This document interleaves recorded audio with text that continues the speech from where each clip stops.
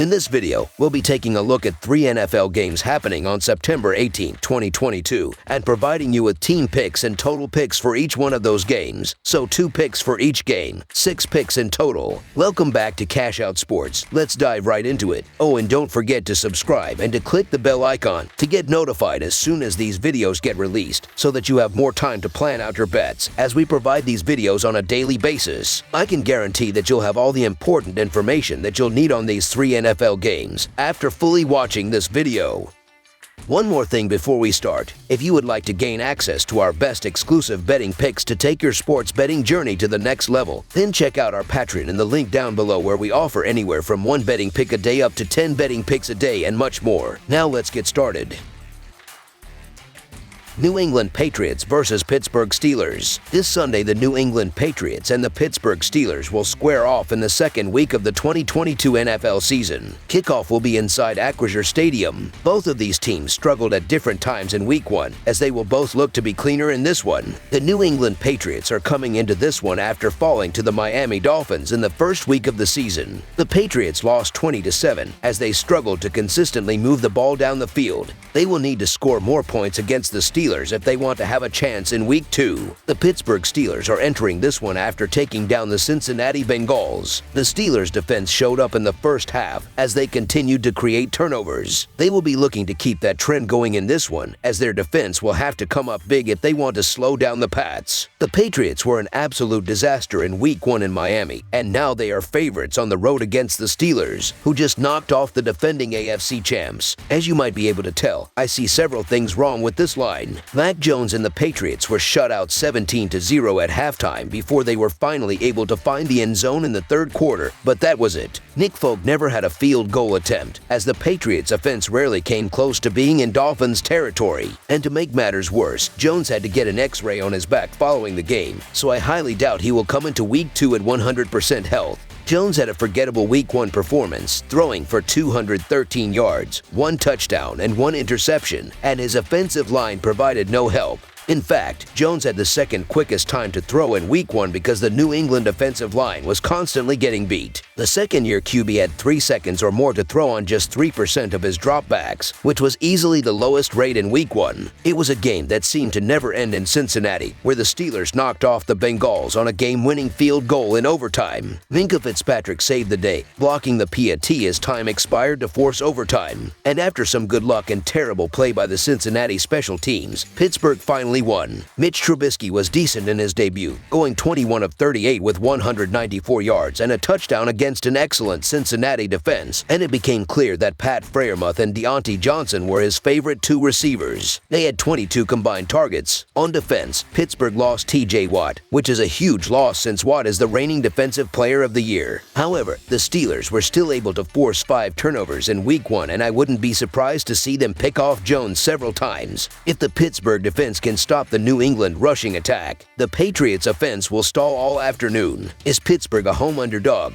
to New England? Did they watch the Dolphins game? Nevertheless, the oddsmakers are backing the Pats on the road. They must not know that the Steelers were 3-0 against the spread as a home underdog last season, and Mike Tomlin is still wearing shades on the sidelines. I believe that the Steelers could pull off the upset, but the difference between their money line price at plus 102 and their spread at minus 110 odds is very small. So the Pittsburgh Steelers to cover the spread as underdogs is our full game side pick.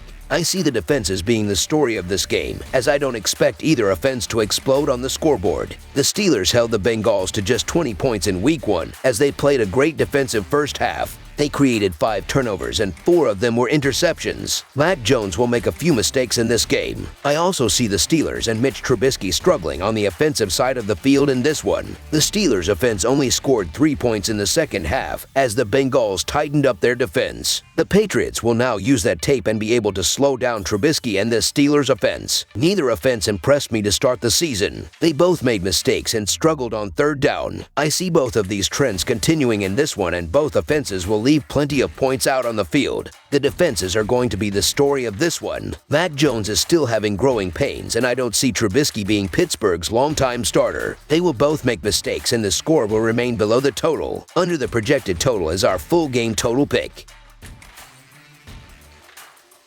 Atlanta Falcons versus Los Angeles Rams. This Sunday, the Atlanta Falcons and the Los Angeles Rams will face off in the second week of the 2022 NFL season. Kickoff will be inside SoFi Stadium. Both of these teams suffered a loss in the first week of the season, and they will both be looking to bounce back in this one. The Atlanta Falcons lost a heartbreaker to the New Orleans Saints in Week 1 as they fell 27-26. The Saints kicked a last-second field goal as the Falcons just came up short. They will have to be better defensively in this game if they want to challenge the Rams on the road. The Los Angeles Rams were blown out by the Buffalo Bills in Week 1 as they surrendered 31 points. They will also have to be better on the defensive side of the field if they want to secure their first win of the season. Atlanta is 2-5-1 against the spread in their last 8 games as an underdog and 1-3-1 against the spread in their last 5 games overall, while the under is 5-2 in their last 7 road games against a team with a losing home record. Los Angeles is 2-5 against the spread in their last 7 games overall and 3-7 against the spread in their last 10 games against a team with a losing record, while the under is 4-1 in their last 5 games overall. Call it a Super Bowl hangover, express concerns over Matthew Stafford's elbow, or just chalk it up to facing one of the best teams in the NFL. The Rams did not look good in their Week 1 loss to the Bills. Are we now out on them? Conversely, the Falcons showed tremendous heart throughout their game against the Saints, only to come up short in the end and lose to a game-winning field goal. We must be looking at an improved team, right? Well, not so fast. There is definite concern surrounding the elbow of Matthew Stafford, but that likely won't be an issue until further down the road. This week, the Rams get back on track, and it won't just be all about Cooper Kupp.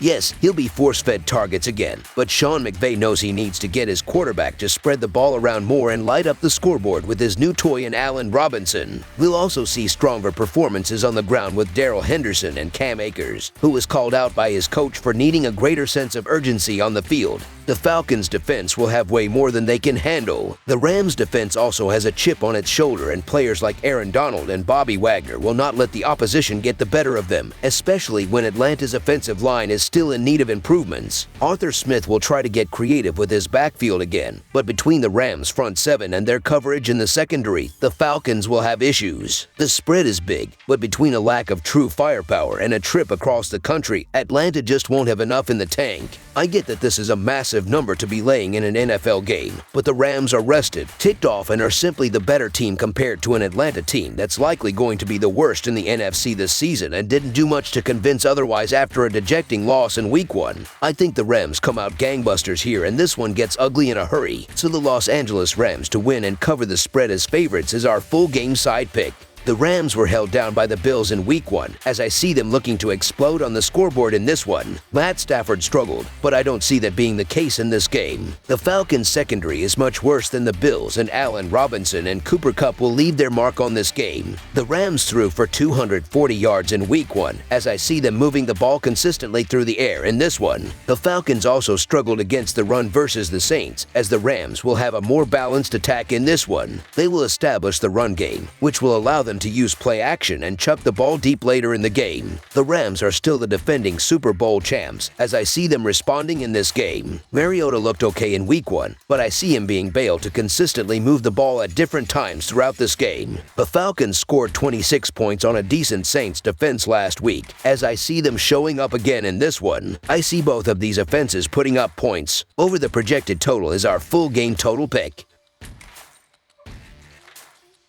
Seattle Seahawks versus San Francisco 49ers. The San Francisco 49ers play host to the Seattle Seahawks on Sunday afternoon in an NFC West showdown from Levi's Stadium. The 49ers are coming off of a shocking loss to the Bears on the road last week, though a return trip home could shift their momentum. On the other side, momentum is sky high for the Seahawks after springing the upset at home in their opener on Monday Night Football. Last season, Seattle was able to sweep the season series for the second straight season, despite their struggles.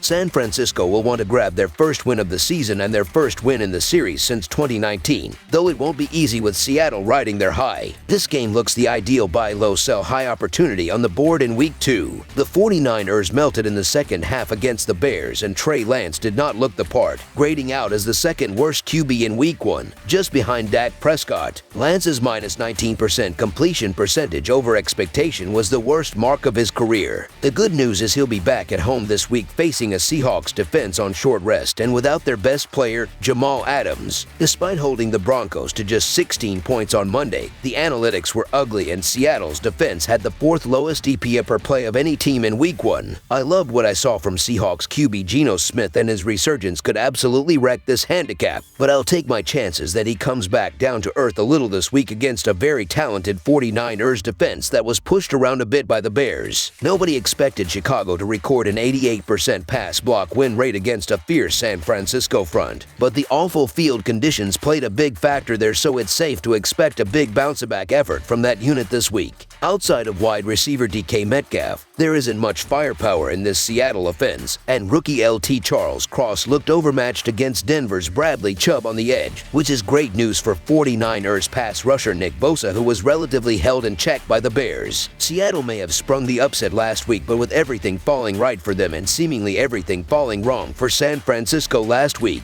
things will fall back in line this week. So the San Francisco to win and cover the spread as favorites is our full game side pick. The 49ers will want to move the ball on the ground, and considering how easily they'll be able to do that, it should lead to drawn-out possessions and a low-scoring affair. The Seahawks struggled to move the ball in their own right at home last week, and considering they'll be facing a better defense, as well as being on the road, they won't even be able to match last week's scoring output. Additionally, for Seattle, the under is 5-1 in their last 6 games as a road underdog, as well as 8-2 in their last 10 games as an underdog. For the 49ers, the under is 4-0 in their last 4 games overall and 5-0 in their last 5 games as a favorite. Under the projected total is our full game total pick. That's all for now, so if you have any other games you would like reviewed, then leave a comment down below with the game you would like analyzed.